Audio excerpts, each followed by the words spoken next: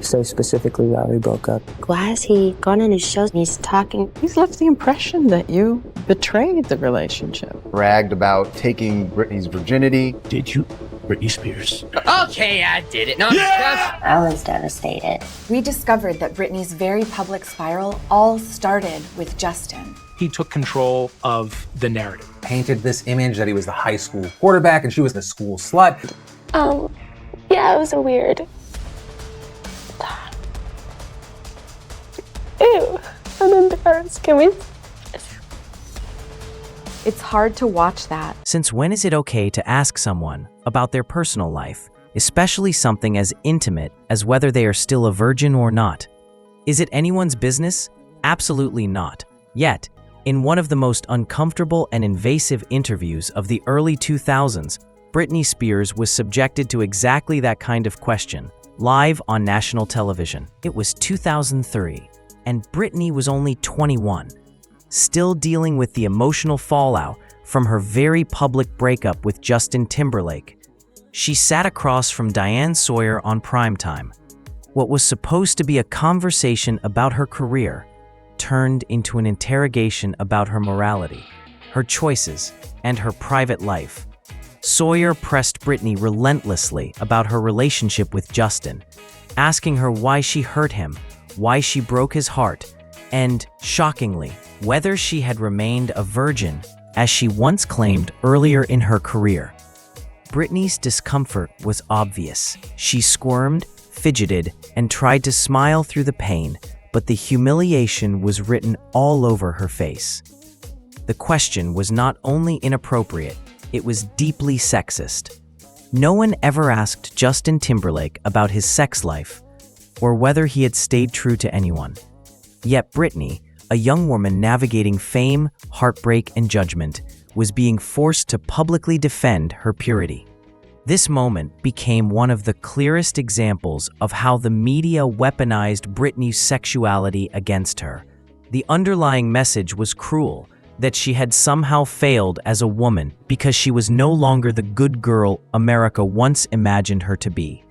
It wasn't journalism, it was public shaming dressed up as an interview. Looking back now, even Diane Sawyer has faced heavy criticism for that moment. Many fans and cultural critics have called it unethical, pointing out how it symbolized the double standards of that era. Women in the entertainment industry were expected to be sexy but pure, confident but submissive, desirable yet innocent, an impossible standard that Britney was punished for not meeting. What's most painful is that Britney had no one protecting her in that moment. Her team let it happen, the network aired it, and millions of viewers watched without realizing the emotional toll it must have taken. That single question, "What happened to your virginity?" summed up the moral hypocrisy of early 2000s celebrity culture, where young women's pain was entertainment and their privacy was treated like public property. Britney Spears and Justin Timberlake, dating from 1999 to 2002, captured hearts. But behind the glossy magazine covers and sweet interviews, something darker was brewing. In her memoir, The Woman in Me, Britney reveals that she was betrayed long before Cry Me a River ever hit the charts. The narrative that made her the bad girl of pop. According to Britney, it was built on lies, double standards, and public humiliation. This is her side, the one the cameras ignored. Both Britney and Justin were kids on the Mickey Mouse Club, bright-eyed and full of dreams. By 1999, they were pop royalty. Britney, the princess of teen pop, and Justin, the heartthrob from NSYNC. Their chemistry was undeniable, and fans were obsessed. In interviews, Britney described him as her first real love. Justin once said, "I don't think anyone can ever know how much I loved that girl. But even in paradise, cracks can form." While fans adored them together, those close to the couple began noticing signs of strain. The same industry that had celebrated their romance also pitted them against each other. The paparazzi chased Britney relentlessly, capturing every tear, every tired expression. rumors swirled that Justin had grown jealous of her enormous fame. He was ambitious, driven, and eager to prove he could be just as big, if not bigger, than Britney. And that drive sometimes came at the expense of their relationship. According to insiders from that time, the dynamic between them began to shift. Britney was open and trusting. She believed in love. Justin, on the other hand, started pulling away, spending more time on the road and with new people as he worked on his solo material. Despite being in love, they were growing in different directions. The pressure of fame, distance, and public expectation created an emotional gap neither of them knew how to close. Then came the rumors, whispers that Justin wasn't being faithful. While tabloids painted Britney as the unstable girlfriend, those who knew the real story claim it was Justin who had begun crossing boundaries. There were reports of flirtations on set, of women connected to his music video shoots, and of late-night encounters that Britney was never supposed to find out about. But in Hollywood, secrets rarely stay hidden for long. When Britney finally confronted him, the confrontation wasn't explosive. It was heartbreaking. She had believed Justin was her forever, her childhood sweetheart, her best friend. To find out that the person she trusted most could betray her shattered her completely. Those who saw her during that time described her as devastated, quiet, and lost. But even in her heartbreak, Britney chose dignity. She didn't go to the press, didn't fight back publicly. She still protected him. Justin, however, made a different choice. Almost immediately after their breakup, Justin began to shape the public narrative, his version of events. Through interviews, lyrics, and innuendo, he positioned himself as the wounded party, the victim of Britney's supposed infidelity. The world believed him. After all, he was charming, articulate, and backed by a PR machine that knew exactly how to spin a story. Meanwhile, Britney, overwhelmed and heartbroken, was portrayed as reckless and unfaithful. It was one of the most effective character assassinations in modern pop history. What the public didn't know then, and what came to light years later, was that Justin's victim image wasn't entirely honest. He was far from innocent. Insiders who worked with him around that time revealed that he had been unfaithful first, and that his post-breakup bitterness was as much about guilt as it was heartbreak. He knew he had crossed the line, but instead of owning it, he flipped the story and let Britney take the fall. The double standard was staggering. While Justin's star rose, his solo album Justified sold millions, with songs like Cry Me a River painting him as the betrayed lover. Britney was vilified. The media ran wild with images of her crying, calling her unstable, immature, or promiscuous, while Justin basked in sympathy and success. Looking back now, it's clear how unfair the entire situation was. Britney was crucified in the court of public opinion, while Justin's own behavior, the late-night parties, the flirty encounters, the quiet affairs, went unchallenged. He had cheated, but the world never heard that version, because the story of the perfect boyfriend betrayed sold better than the truth. Behind the glittering lights of their careers, Britney was quietly breaking down. She wasn't just dealing with a breakup. She was watching her reputation being destroyed in real time. The man she loved wasn't defending her. He was using her pain to promote his music. And the cruelest part, the world applauded him for it.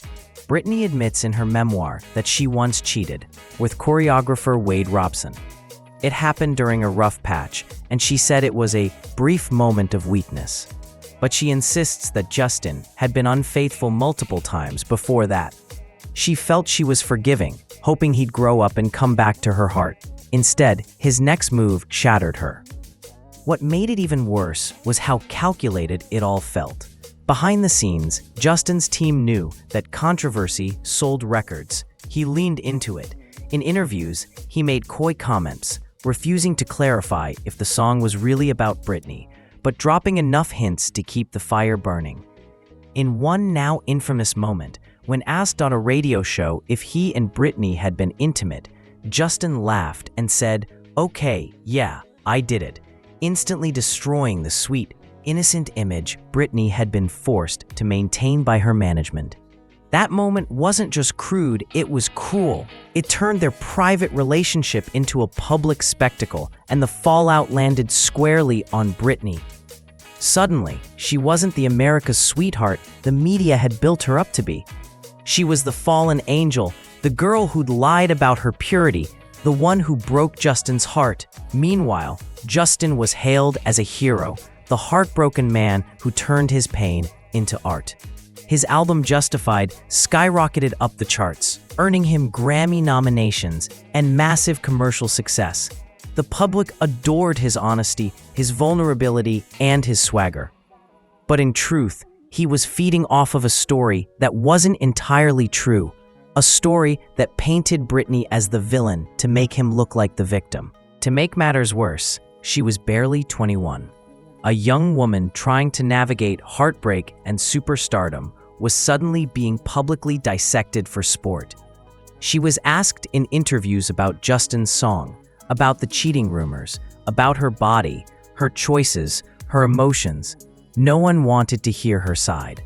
They wanted drama, and Justin had given it to them. But over time, cracks began to show. Years later, people started rewatching that music video with a different lens. What once looked like a heartbroken man's confession began to feel manipulative. He wasn't just expressing pain, he was capitalizing on it. The video's voyeuristic tone, where he invades a woman's home and spies on her, now reads like a metaphor for how he invaded Britney's privacy, turning her personal heartbreak into a public commodity. The saddest part, Britney still loved him when it all began. In interviews before the release of Cry Me a River, she spoke softly about missing him, about how breakups were hard, and how she wished him the best. But that kindness was never returned. Instead, he used her vulnerability as a marketing tool. It wasn't until much later, when the world began re-examining the treatment of women in the media, especially through the lens of the Free Britney movement, that people realized how unfairly she had been treated. The same interview clips that once made people laugh now made them wince. The jokes about her virginity, her breakdown, her body, all seemed cruel in hindsight. And Justin's role in shaping that narrative no longer looked charming. It looked exploitative. But the damage had already been done. Britney's image had been destroyed, and her mental health was unraveling under the weight of a story that wasn't even true. All because one man decided that revenge would sell better than respect. In 2000, Britney became pregnant. She was in her late teens, deeply in love, and thought Justin would be thrilled. But his reaction stunned her. According to her memoir, Justin said he wasn't ready to be a father. They were too young, their careers were exploding, and a baby would ruin everything. Britney says she wanted the child. She imagined a family, a future. But because she didn't want to lose him, she agreed to the abortion, done quietly at home, in pain and secrecy. She wrote, "I loved Justin so much. I always expected us to have a family one day. This just wasn't supposed to be the way it happened." That trauma never left her. If the breakup wasn't painful enough, the media made it unbearable. In 2003, Britney sat down with journalist Diane Sawyer for an interview on primetime. She was barely 22, vulnerable, heartbroken, and still trying to process everything. What happened next became one of the most controversial moments in early 2000s pop culture. Sawyer asked Britney about Justin, about Cry Me a River, about what she had done to him. Then she crossed a line. She asked Britney directly about her virginity. "Sawyer, your boyfriend said you've had sex, so is that true?" The question shocked viewers and humiliated Britney. She had been raised in the public eye, marketed as America's innocent sweetheart. The question wasn't just invasive, it was cruel. Britney froze. She laughed nervously, looked down, and said softly, "I think that's really personal." Her voice shook. The camera zoomed in. The the nation watched as a young woman, barely out of her teens, was cornered into discussing her most private experience, not as an artist, but as a product. Today, that clip feels even more disturbing. The power dynamic was clear. An older journalist, representing the establishment, interrogating a young woman who had already been vilified. The interview went viral again in 2021 after the documentary Framing Britney Spears aired, and viewers were outraged.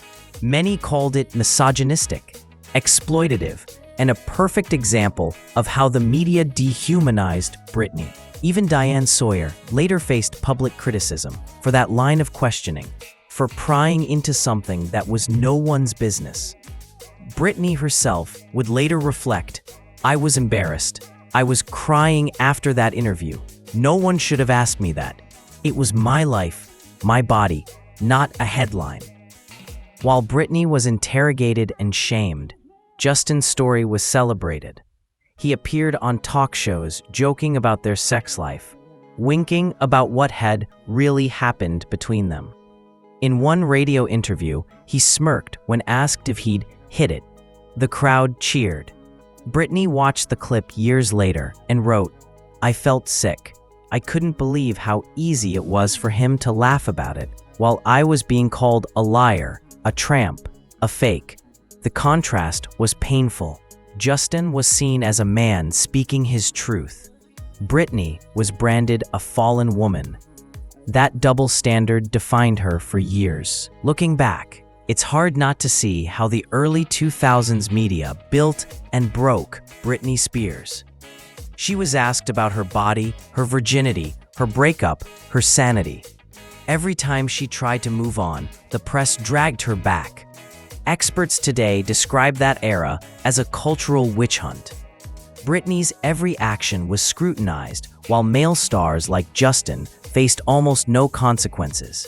Her story became a textbook case in how fame, gender, and gossip collide, and how society treats women differently for the same behavior men are praised for. In 2021, nearly 2 decades later, after documentaries and public backlash, Justin Timberlake posted a public apology. He wrote, "I specifically want to apologize to Britney Spears and Janet Jackson individually because I care for and respect these women, and I know I failed." He admitted that he had benefited from a system that condones misogyny and racism. Britney acknowledged the apology, but didn't respond in detail. For her, the damage had already been done. The scars were years deep. In the end, this isn't just about betrayal. It's about narrative. Who gets to tell it, who benefits from it, and who's left to clean up its mess. For years, Britney's story was told by others. By Justin, by journalists, by tabloids. But now, finally, it's hers again. Britney, from her memoir, "I felt like the whole world judged me, and no one really knew what had happened. I was young, I was hurt, and I was in love. But I was never what they said I was." When betrayal came first, so did the silence. But Britney's voice, her truth, was never gone. It was waiting. And now, it's unstoppable.